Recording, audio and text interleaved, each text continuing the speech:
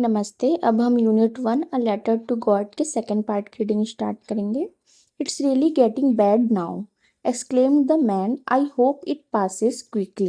It did not pass quickly. For an hour the hail rained on the house, the garden, the hillside, the cornfield, and the whole valley. The field was white as if covered with salt. अब तो सच में बहुत बुरा हो रहा है, वह आदमी चिल्लाया। मुझे उम्मीद है कि यह जल्दी ही गुजर जाएगा, लेकिन यह जल्दी नहीं गुजरा। 1 घंटे तक ओले घर, बगीचे, पहाड़ी की ढलान, मक्के के खेत और पूरी घाटी पर बरसते रहे। खेत सफेद हो गया था, मानो नमक की चादर ओढ़ ली हो। Not a leaf remained on the trees. The corn was totally destroyed. The flowers were gone from the plants. Lancho's soul was filled with sadness. When the storm had passed, he stood in the middle of the field and said to his sons, "A plague of locusts would have left more than this. The hail has left nothing." पेड़ों पर एक भी पत्ता नहीं बचा था। मक्का पूरी तरह से बर्बाद हो गया था। पौधों से फूल झड़ गए थे।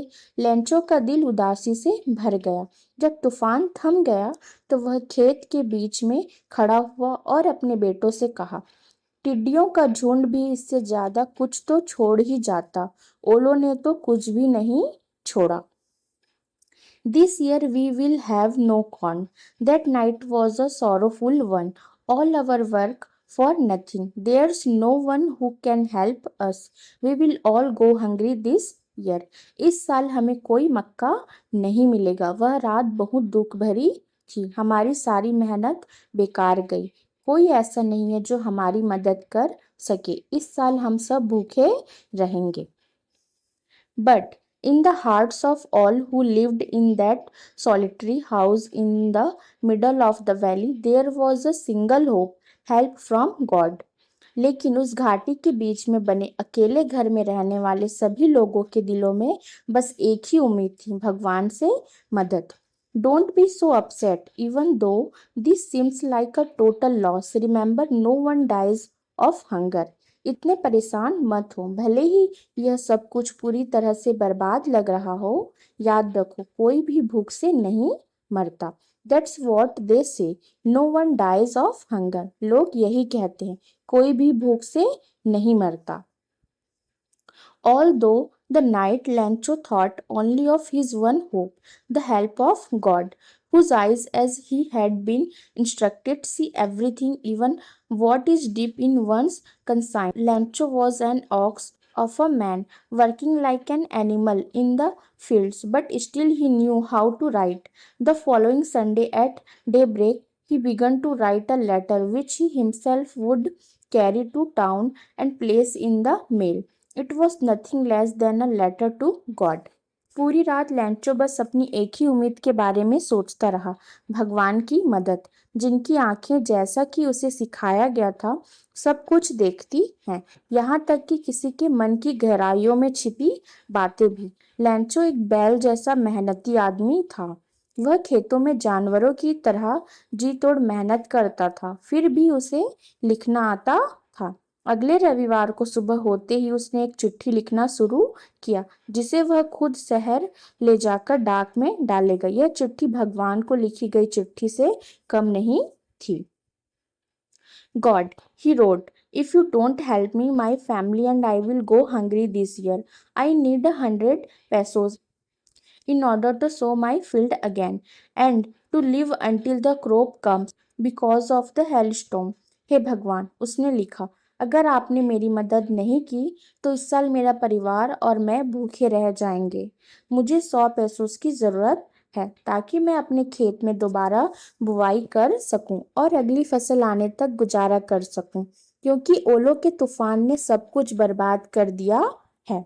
He wrote to God on the envelope, put the letter inside, and still troubled, went to town. At the post office, he placed a stamp on the letter and dropped it into the mail box. उसने लिफाफे पर भगवान को to God लिखा, चिट्ठी उसके अंदर रखी और परेशान मन से शहर की ओर चल पड़ा। डाकघर पहुंचकर उसने चिट्ठी पर एक टिकट लगाया और उसे डाक पेटी में डाल दिया। One of the employees, who was a postman and also helped at the post office, went to his boss laughing heartily and showed him the letter to God. Never in his career as a postman had he known that address. The postmaster, a fat, amiable fellow, also broke out laughing, but almost immediately he turned serious and tapping the letter on his desk, commented, "What faith! I wish I had the faith of the man who wrote this letter, starting up a correspondence with God." डाकघर के कर्मचारियों में से एक, जो डाकिया भी था और डाकघर के कामों में मदद भी करता था, हंसते हंसते अपने बॉस के पास गया और उन्हें भगवान को लिखी वह चिट्ठी दिखाई। अपने पूरे डाकिये के करियर में उसने कभी भी उस पते को नहीं देखा था। पोस्टमास्टर, जो एक मोटा और मिलनसार आदमी था, वह भी जोर से हंस पड़ा, लेकिन अगले ही पल वह गंभीर हो गया और चिट्ठी को अपनी मेज पर थपथपाते हुए बोला, क्या जबरदस्त विश्वास है! काश मुझ में भी उस आदमी जैसा विश्वास होता जिसने यह चिट्ठी लिखी है। भगवान के साथ पत्राचार शुरू करना। So, in order not to shake the writer's faith in God, the postmaster came up with an idea, answered the letter, but when he opened it, it was evident that to answer it he needed something more than goodwill, ink and paper. But he stuck to his resolution. He asked for money from his employees. He himself gave part of his salary, and several friends of his were obliged to give something for an act of charity. तो लेखक का भगवान पर से विश्वास ना डगमगाए, इसके लिए पोस्टमास्टर को एक उपाय सूझा, उस पत्र का जवाब देना। लेकिन जब उसने उसे खोला तो यह साफ हो गया कि उसका जवाब देने के लिए उसे केवल सद्भावना, स्याही और कागज से कहीं ज्यादा चीजों की जरूरत थी। लेकिन वह अपने फैसले पर अडिग रहा। उसने अपने कर्मचारियों से पैसे मांगे, उसने खुद अपनी तनख्वाह का कुछ हिस्सा दिया और उसके कई दोस्तों ने भी पुण्य के काम के लिए कुछ न कुछ देने की जिम्मेदारी निभाई। It was possible for him to gather together the 100 pesos, so he was able to send the farmer only a little more than half. He put the money in an envelope addressed to Lancho, and with it a letter containing only a single word as a signature, God. उसके लिए पूरे 100 पैसों इकट्ठा करना नामुमकिन था, इसलिए वह किसान को आधे से कुछ ही ज्यादा पैसे भेज पाया। उसने पैसे एक लिफाफे में रखे जिस पर लैंचो का पता लिखा था और उसके साथ एक पत्र भी रखा जिस पर हस्ताक्षर के तौर पर केवल एक ही शब्द लिखा था, भगवान। The following Sunday, Lancho came a bit earlier than usual to ask if there was a letter for him. It was the postman himself who handed the letter to him, while the postmaster, experiencing the contentment of a man who has performed a good deed, looked on from his office. अगले रविवार को लैंचो हमेशा से थोड़ा पहले आ गया, यह पूछने के लिए कि क्या उसके लिए कोई चिट्ठी आई है। खुद डाकिया ने ही उसे चिट्ठी सौंपी, जबकि पोस्टमास्टर, जिसने एक अच्छा काम करने का संतोष महसूस किया था, अपने दफ्तर से यह सब देख रहा था। Lancho showed not the slightest surprise on seeing the money. Such was his confidence, but he became angry when he counted the money. God could not have made a mistake, nor could he have denied Lancho what he had requested. पैसे देखकर लैंचो को जरा भी हैरानी नहीं हुई। उसका विश्वास इतना पक्का था, लेकिन जब उसने पैसे गिने तो वह गुस्सा हो गया। भगवान कोई गलती नहीं कर सकते थे और ना ही वे लैंचो को वह देने से मना कर सकते थे जो उसने मांगा था। Immediately, Lancho went up to the window to ask for paper and ink. On the public writing table, he started to write with much wrinkling of his brow, caused by the effort he had to make to express his ideas.